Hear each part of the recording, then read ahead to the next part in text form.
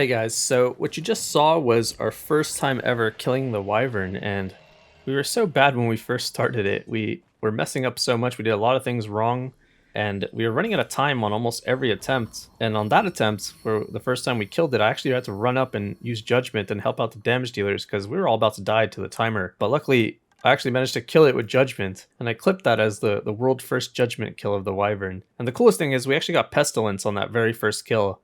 And just a few games later, we picked up this Aegis, which you saw in the clip just now. But in this video, I want to share with you guys what we've learned over the past 2 weeks of farming this boss and how we've managed to, optimize and improve our strategy. And now we pretty much have it on lock, I think, more than any other team, really. We've managed to pick up 8 artifacts in 2 weeks. And a countless amount of ore. I don't have the exact number of ore, but pretty much over 2 million gold, at least 2 million gold over the past 2 weeks. And I know the gold amount pretty accurately because I'm the one that sells the artifacts we pick up. It was something like 40 skull keys and hundreds of ore. I mean, the point is, you can definitely make a ton of money doing this boss, but not many people know how to do it consistently. I do want to share with you guys everything we've learned over the past 2 weeks on, every aspect of the boss. One thing to say is though, is this is going to be the Cleric POV. The Cleric has probably the easiest job in this fight. Still, it's an important job, and we'll go over that in a little bit. Before we get into the Cleric part of the guide, I just want to talk about some general stuff, starting with what's the best composition for the dragon. First of all, you're going to need 2 teams. On HR, it's pretty hard to do it with 3. I haven't seen anyone do it. We've done it with 4 people. If you're just learning the fight, you should definitely be taking 6. 6 is ideal for learning it, and once you've gotten pretty good at it, you can do it with 4 or 5 pretty consistently. Now, you probably also noticed that most of the teams that you see doing the boss take a bunch of barbarians.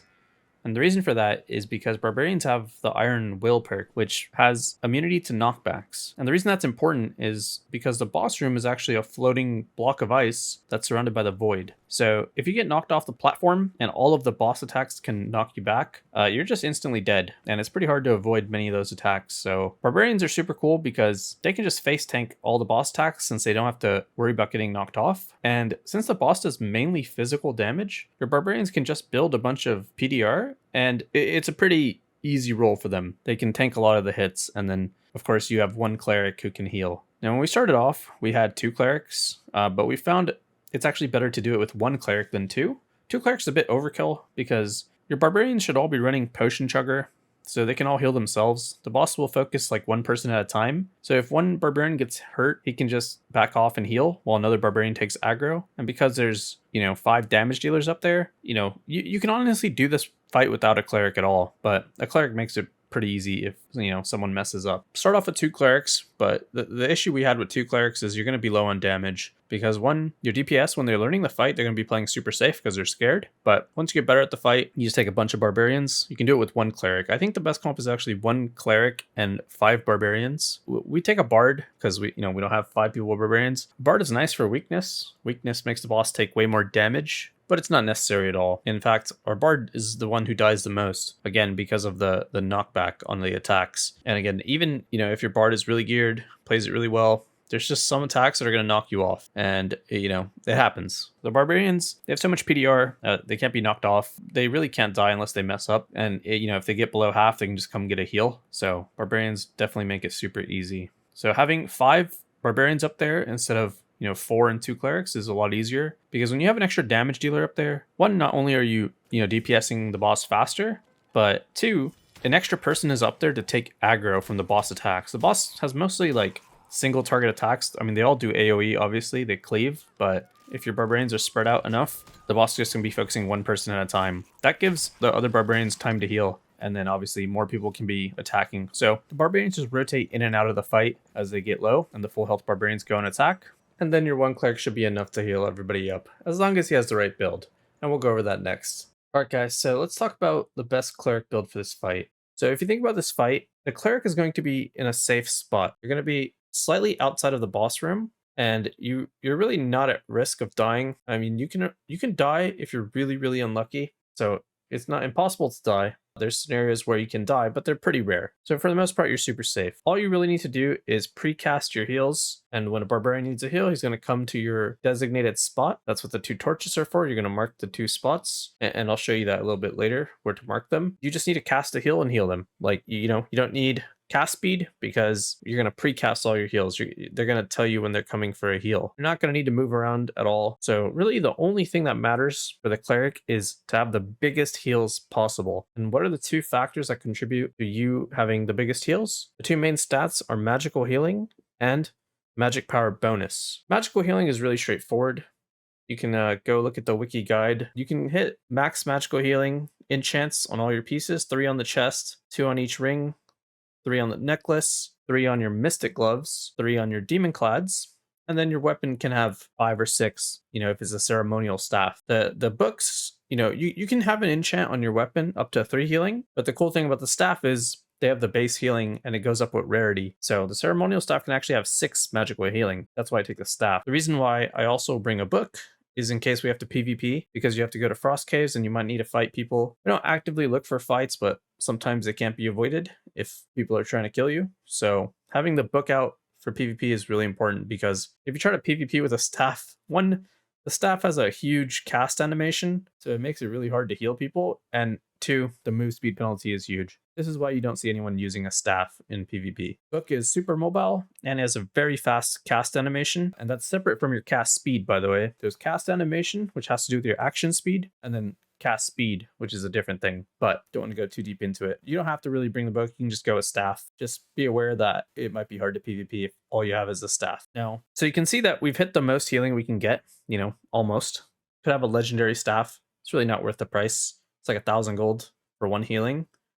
But the other way you can increase your heals, besides hitting the max magical healing value, is to raise your magic power bonus. So this is a concept that's not widely understood by clerics. Everyone knows magical healing increases your heals, great, but how well does magic power bonus affect your healing? I actually ran the math on this and charted it out. It's quite significant, actually. 3.3 magic power bonus is equivalent to 1 magical healing. So basically you can say that like every 10% magic power bonus gives you 3 magical healing, which is like a huge enchant to have. So you can actually raise your healing significantly by getting this value high. Now, how do you raise your magic power bonus? It comes from magic power and from bonuses. This is magic damage bonus enchants. The magic power is basically your will. You can also get it directly through enchants or items. Your will is going to convert to magic power at a 1-to-1 rate, and then your magic power will convert to magic power bonus at a different rate. It's not 1-to-1. It starts off higher, 2-to-1, and then eventually it drops down to 1-to-1. And even if you reach a certain DR, it'll be 1/2 to 1. But basically, the ideal magic power value to have is 50. 50 will put you at the DR of 1-to-1, and at 50 magic power, you're going to have 63% magic power bonus. Let's go over the perks and skills real quick. You're going to be running 5 spell with Judgment. You can also take Smite or Holy Purification to help clear the ads in the Abyss. I don't recommend Holy Purification because if you need a PvP, having Judgment or Smite is a lot better. Because we're playing a lightweight Cleric build, you're not really going to be tanky enough to hit Smite a lot.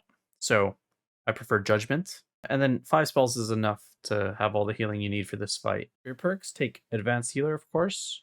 Overhealing, pretty straightforward. So you can give your teammates a shield if you overheal them. And really, you just want to maximize your throughput on your healing. You're going to take Requiem, because if someone dies in the fight, you can res them, kind of like a battle res. And if they res with 50 versus 1 HP, they'll be able to survive something and you don't have to worry about topping them off, because it's risky to res up there. The boss can kill you very easily. And then for your final slot, it's pretty situational. You can take a PvP perk like PFE, Perseverance, if you want.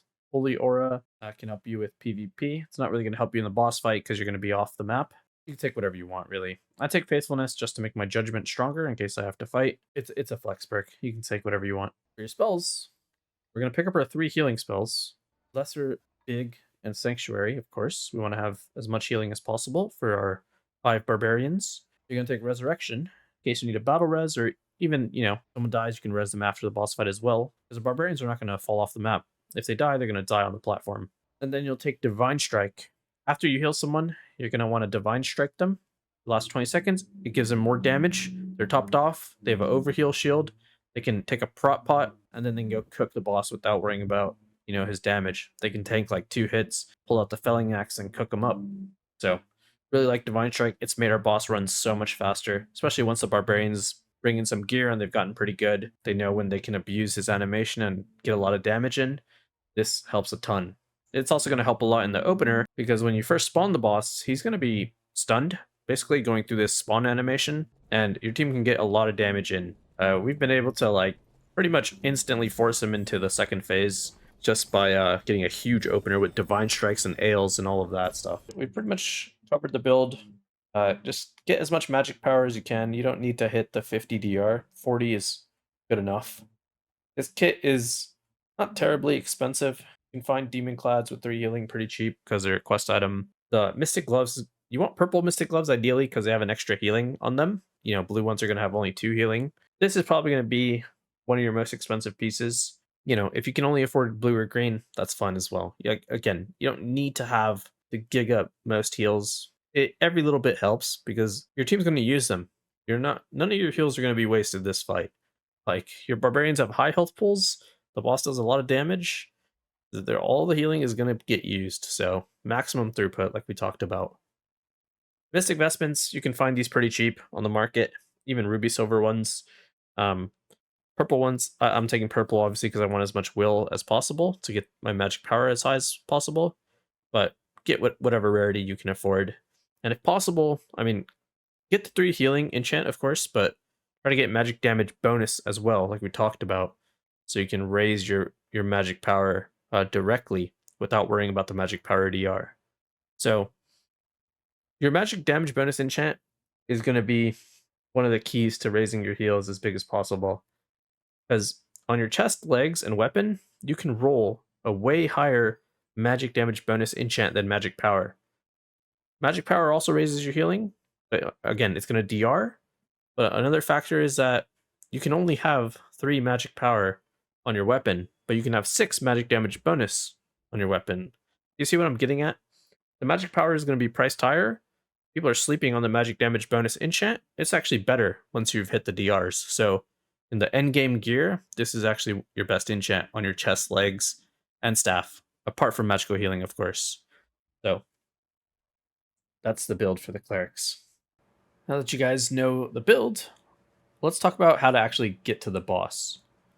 So the way you get to the boss is obviously by entering the Frost Abyss, and it's not really clear how to enter the Abyss. It wasn't straightforward on day 1, but you know, people figured it out.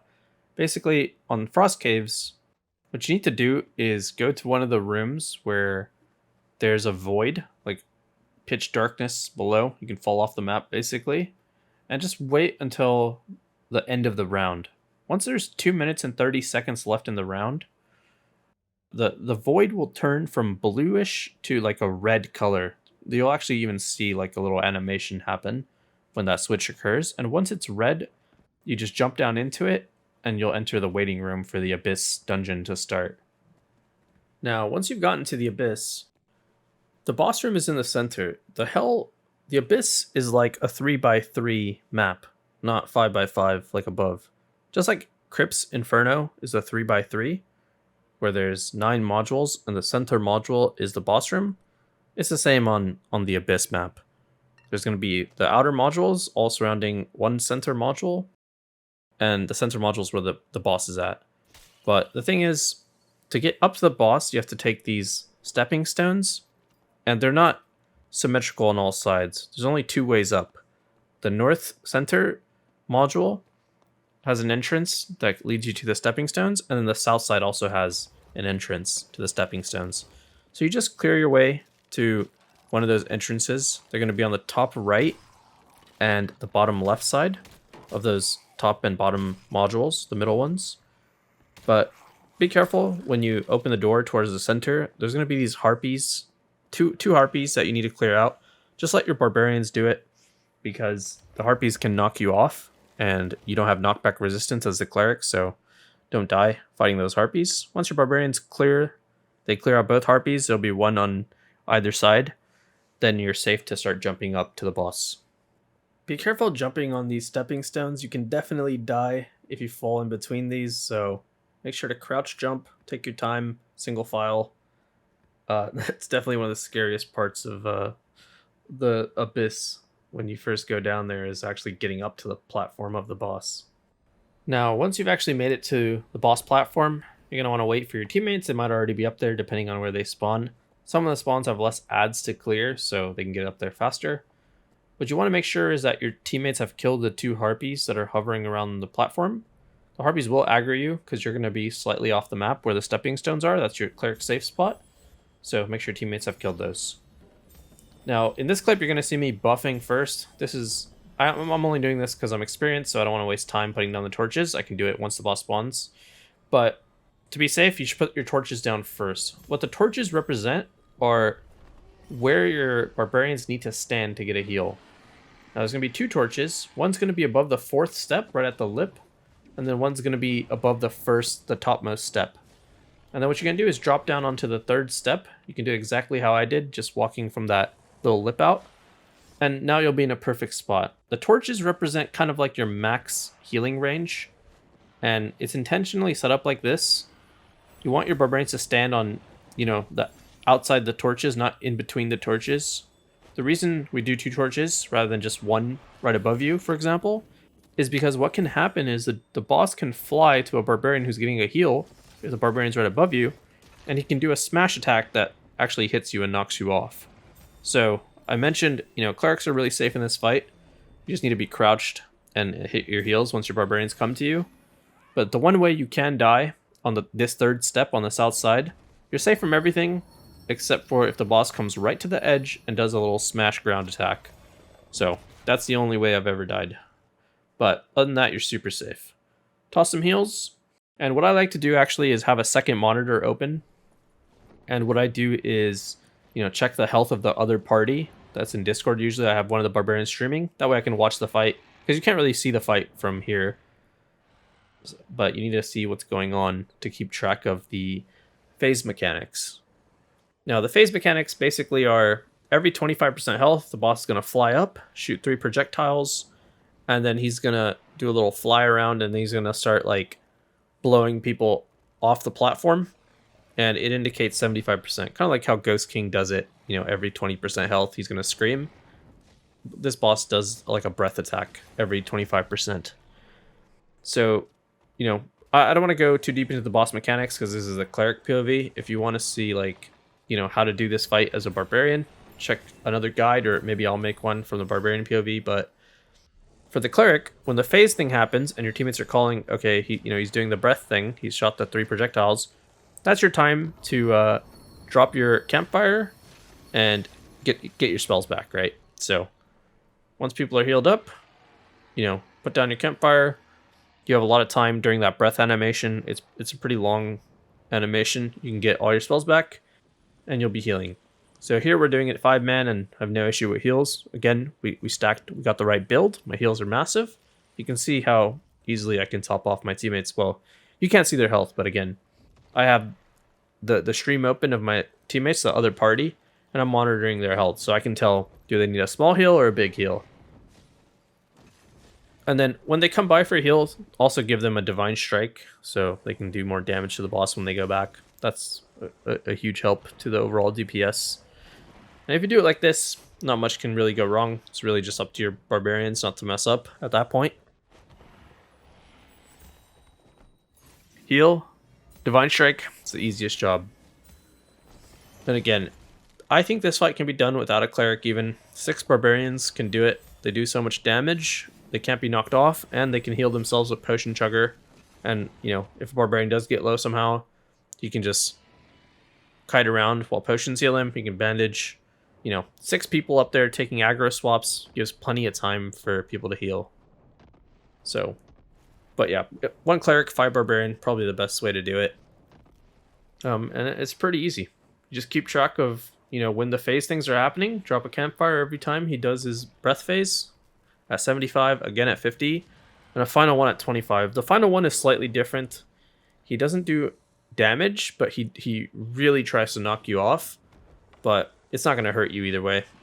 Your barbarians will be able to deal with it if they just run under him. It's pretty easy. They just need to crouch and pop a bandage or something. It'll slow down their move speed and they won't be pushed off.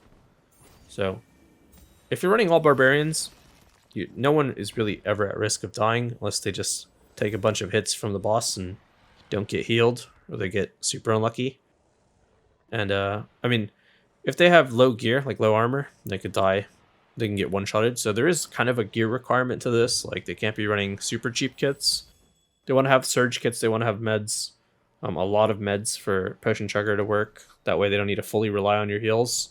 If they get hit by something big, you can go and heal them like I'm doing here. The other thing I should have mentioned is like the opener, which you kind of saw if you go back a bit in the clip. Basically, start on the north side, Divine Strike your Barbarians one by one, and that's their cue to spawn the boss. Divine Strike right before the spawn lets them do maximum damage during the spawn animation, and they can pretty much force the first phase pretty fast if all of them are hitting it confidently. They have decent weapons. Divine Strike in the opener is super good. And then that's pretty much it. The rest of the fight, you're just pre-casting heals. It's really just up to your teammates, as long as they have the right gear and they're not taking too much damage. Like, as your barbarians get better, they'll learn how to avoid a lot of the boss's damage. You know, it's not like it's all unavoidable. Most of his damage is actually avoidable. On top of that, they have Potion Chugger, so one Cleric is more than enough. And again, you could do this with 0 Clerics, I'm 100% sure. 6 Barbarians might even just be a better way of doing it. Now, you can see once the boss dies, teammates loot the boss. What I'm doing is, the cool thing about this spot, the south side, I mean, one of the reasons why the Cleric should stay on the south side is they can just open the loot room. It's on the south side, right in front of the third step, right where we're standing. Boss dies, run in there, start mining the ore. Your teammates will follow you shortly. But there's another reason. The south side is also a lot safer. The north side is not symmetrical. So I used to play on the north side and would get hit off a lot by, you know, projectiles and stuff. You'd have to go to a way lower step to be safe. It's just a weird kind of shape. Like, the stepping stones are closer towards the platform. So some of the boss-like mechanics actually like hit you more than on the south side, where the third step protrudes farther away. That's actually a lot safer than the north side. So south side, third step, that's where you want to be. And again, another benefit is once the boss dies, you're right in front of the boss room loot door. You can just open it up, start mining, hit the stash, you know, you're going to clean it out. And these ores are worth a lot. I don't know the current prices, but they were up to 2,000 each at one point. 1,500 or so. Still a lot of money. You know, once you get good at this boss and you don't die anymore, like, you guys will make so much money. Even if, I mean, you're going to die a lot at first learning the fight. Just follow the stuff I recommended and have your barbarians look up the barbarian guide for this fight, or the melee guide, and then you'll be raking in the money. Like, we were down a lot early on, but not even counting the artifacts, the ores give you so much money, but there's so many good drops from the boss. Like, we got 8 artifacts in 2 weeks. The artifact drop rate is insanely high, and these artifacts are worth so much money. Like, I think even the worst artifact from Wyvern right now is probably like 4 skull keys. Like a completely 0 rolled Aegis or something might even be more than 4 skull keys. Or a 0 rolled Elven. Yeah, I think the worst case artifact is 4 skull keys. A skull key is like 40k gold.